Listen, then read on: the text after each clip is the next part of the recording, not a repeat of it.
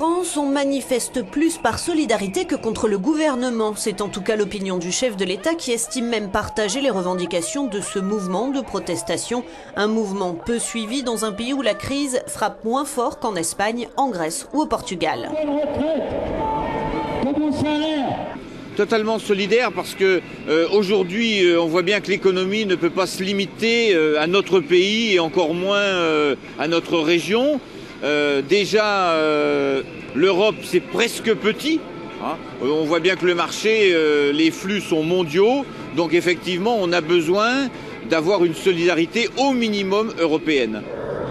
Les syndicats, eux, mettent en garde tous les chefs d'État européens à l'image du secrétaire général de la CFDT. Une manifestation qui est un message que l'on passe aux chefs d'État européens. Ils sont tous concernés, que ce soit le français, que ce soit l'allemande, que ce soit l'italien. Et aujourd'hui, c'est eux qui prennent des décisions au niveau européen qui nous mettent dans une situation impossible. Encore plus difficile en Grèce, en Espagne, au Portugal qu'en France.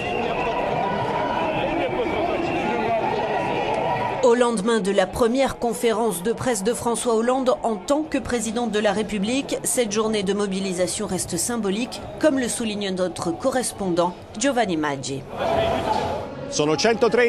Il y a 130 manifestations contre l'austérité à travers la France, organisées par 5 syndicats, une première depuis que le gouvernement de gauche est au pouvoir.